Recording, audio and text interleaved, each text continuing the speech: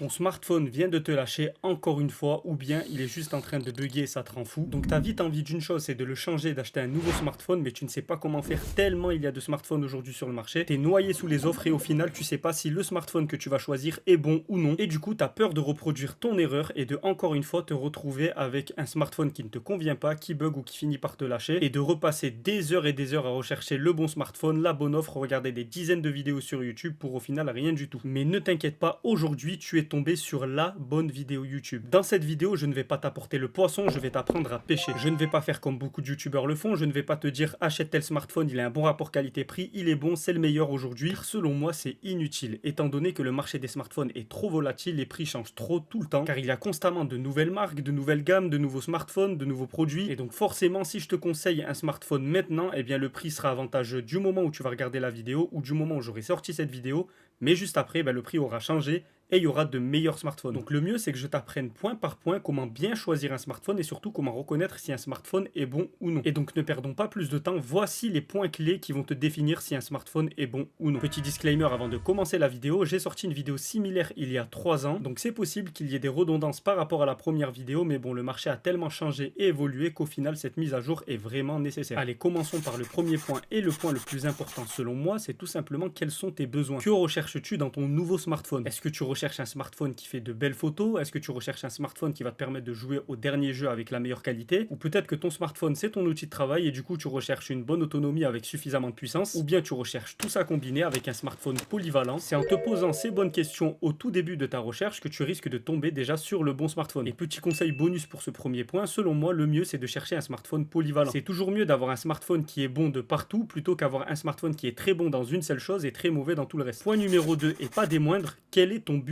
Aujourd'hui, comme je l'ai dit précédemment, le marché des smartphones, c'est vraiment la foire. Il y a énormément de nouveaux smartphones qui sortent chaque année et en plus de ça, les tarifs sont tous différents. Et surtout qu'aujourd'hui, il n'y a pas que les gammes classiques, c'est-à-dire qu'il n'y a pas que haut de gamme, milieu de gamme, bas de gamme. On va aussi avoir du très bas de gamme, du bas milieu de gamme, du milieu haut de gamme et voire même de l'ultra haut de gamme. Bref, tout ça pour te faire mal à la tête et faire un trou dans ton portefeuille. Le conseil que je peux te donner pour cette deuxième partie, c'est tout simplement de plus cibler une offre avantageuse, donc chercher un bon rapport qualité-prix en ce moment. Et pour détecter si un smartphone a un bon rapport qualité-prix, le mieux c'est tout simplement de connaître les composants et regarder si les composants sont très bons en fonction du prix. Et pour ça, il te suffit de regarder la vidéo jusqu'à la fin. Point numéro 3 et surtout composant le plus important selon moi dans les smartphones aujourd'hui, c'est tout simplement l'écran. Pour reconnaître un écran de bonne facture, c'est très simple, vous avez le choix entre deux technologies, LCD et OLED. Le LCD, c'est une technologie qui est un peu vieillotte, qui est beaucoup plus énergivore et en plus de ça, qui a pas mal de reflets. Alors que le OLED, même si c'est un petit peu plus cher, eh bien en réalité, vous allez faire beaucoup d'économies sur beaucoup de choses, comme par exemple le smartphone sera beaucoup moins énergivore et les contrastes et les couleurs affichées par l'écran seront vraiment incroyables. Et franchement, aujourd'hui, on peut trouver des smartphones vraiment pas chers avec des écrans OLED. Donc, on n'a vraiment plus aucune excuse pour se retrouver avec un smartphone avec un écran LCD. Ensuite, dans l'écran, ce qu'il faut regarder, c'est la résolution. Et pour vraiment faire très simple, une bonne résolution, c'est une résolution élevée. Ça va tout simplement te permettre d'avoir une meilleure qualité d'image. Et le minimum que je peux te conseiller, c'est tout simplement d'avoir une résolution Full HD, donc 1080p. Après, évidemment, si tu peux aller au-delà, par exemple, avec du Quad HD en 1440p ou beaucoup plus haut, n'hésite pas, ça sera toujours meilleur. Et dernier petit bonus pour ce point, c'est tout simplement le ratio taille-écran. Et ça, c'est assez facile à détecter. Il suffit de regarder la taille de l'écran par rapport à la taille du smartphone. Plus la taille de l'écran est grande par rapport au smartphone, mieux c'est. Point suivant, et pas des moindres, la puissance du smartphone. La puissance du smartphone, elle est régie par deux choses. Par le processeur dans un premier temps et ensuite par la RAM. Le processeur, c'est donc le moteur de ton smartphone et donc c'est impératif de choisir un bon moteur. Si tu es chez Apple, donc si tu as un iPhone, t'as pas besoin de te prendre la tête tout simplement car ce sont des processeurs dédiés, t'as pas le choix de les changer ou d'en choisir un meilleur. Et généralement, les processeurs Apple, donc les processeurs de la série A, sont plutôt de bons processeurs et ils sont assez puissants. Par contre, si tu es sous Android, là, il va y avoir beaucoup de processeurs car il y a du choix et beaucoup de constructeurs de processeurs. Donc tu risques de tomber sur du très bon comme du très mauvais. Je vais donc te conseiller les meilleurs, les plus répandus et surtout ceux qui ont fait leurs preuves depuis des années. Donc les meilleurs processeurs à choisir, c'est tout simplement les Snapdragon de la marque Qualcomm. C'est actuellement les plus puissants sur le marché, surtout les haut de gamme, c'est-à-dire les Snapdragon 800 et les Snapdragon 8. Et dans les Snapdragon 8, on a les plus récents, c'est-à-dire les 8 Gen 1, Gen 2, Gen 3, etc., etc. Au niveau des concurrents qui s'en sortent plutôt pas mal, on a aussi Samsung avec leur Exynos, Google avec leur Tensor, Huawei et Honor avec leur Kirin. Le problème avec tous ces processeurs comparés au Snapdragon, c'est tout simplement que c'est trop aléatoire. Parfois, les Exynos de Samsung vont être très bons, parfois très mauvais, et c'est le cas de toutes les marques et processeurs que j'ai cités auparavant, à part les Qualcomm Snapdragon qui sont puissants et réguliers. Ensuite, côté puissance pour accompagner notre processeur, on a la RAM. Et là où il y a quelques années 4 Go de RAM suffisait, eh bien aujourd'hui c'est plus du tout le cas, il faut minimum 6 voire 8 Go de RAM RAM pour vraiment être à l'aise. Et pour toujours plus de puissance mais surtout de fluidité, tu peux aussi avoir du 12 Go de RAM comme du 16. Pour le prochain point qui peut paraître anodin et pourtant c'est souvent le genre de point qui crée des problèmes lors de la recherche des smartphones, c'est tout simplement le stockage. Le problème du stockage, c'est que les applications pèsent de plus en plus lourd, les photos, les vidéos également, et on le remarque ne serait-ce qu'avec les smartphones qui avant n'avaient que 64 Go et où c'était large, alors qu'aujourd'hui avec 128 Go on se demande si ça sera pas trop juste, car juste le système d'exploitation va prendre facilement 30% de la mémoire, et après avec toutes les applications, les photos, les vidéos, et bien on se retrouve avec un smartphone qui se retrouve vite saturé. Donc personnellement je te conseille d'avoir minimum 128 Go de stockage extensible, que ça soit par carte SD ou par cloud, ou tu peux opter pour un stockage plus conséquent dès le départ, donc 256 Go de stockage ou 512 Go de stockage. Nous voici déjà arrivés à l'autonomie, et le problème de l'autonomie c'est qu'on peut pas savoir à l'avance si un smartphone va avoir une bonne autonomie ou non, car même si on a une grosse batterie, ça dépend énormément de l'optimisation du smartphone au niveau du logiciel et des autres composants. Donc pour ce point là, le plus important c'est de regarder les avis des utilisateurs et les différents tests sur le smartphone. Après évidemment plus la batterie est grosse, mieux ça sera, donc le minimum c'est au moins d'avoir 4000 mAh voire 5000, et après au-delà c'est toujours mieux. Passons maintenant à un point qui est pas trop important, c'est tout simplement la qualité des matériaux au niveau du châssis. Alors déjà c'est un critère qui est assez personnel parce que ça joue beaucoup sur le design et sur le visuel, donc visuellement ça va plus être une histoire de goût. Maintenant il y a quand même une histoire d'optimisation au niveau de la prise en main du téléphone en fonction des matériaux, les plus répandus étant l'aluminium, le verre et le plastique. Pour le verre c'est très beau, c'est très joli, mais honnêtement en termes de prise en main c'est vraiment pas ce qu'il y a de meilleur. C'est très fragile, ça prend les traces de doigts, ça glisse facilement entre les mains, donc on va avoir une facilité à le casser, et en plus ça coûte cher. Ensuite on a l'aluminium qui est franchement un très bon choix parce que c'est léger, c'est beau, et en plus de ça c'est résistant. Pour le plastique je suis un petit peu plus nuancé, des fois c'est très joli, très bien fait, et des fois c'est très moche, mais bon, dans tous les cas c'est résistant, donc ça reste une valeur sûre. Par exemple avec le plastique on peut partir sur une base qui ressemble à du cuir, donc du simili-cuir. On peut également partir sur un revêtement carbone ou un revêtement avec un grip, donc à ce moment là la prise en main sera beaucoup meilleure. Mais d'un autre côté, si le plastique n'est pas très bien travaillé, ça fait vite plastique industriel, et du coup c'est pas quelque chose de très charmant et surtout pas quelque chose d'agréable à prendre en main. Et pour terminer, il y a un dernier revêtement dont je ne vous ai pas parlé et qui est vraiment pas mal, c'est la céramique. Et franchement c'est un revêtement qui est vraiment pas mal. Pourquoi? Parce que c'est vraiment le meilleur des deux mondes. La céramique c'est aussi beau que du verre, mais c'est vraiment très agréable à prendre en main, et en plus de ça c'est beaucoup plus résistant. Passons maintenant à un point qui divise souvent, le système d'exploitation. C'est vraiment ici où on va avoir le plus de guerre au niveau des utilisateurs de smartphones, c'est soit on est iOS soit on est Android. D'un côté on a iOS, une interface simple d'utilisation avec un écosystème fermé et soi-disant sécurisé, et de l'autre on a Android,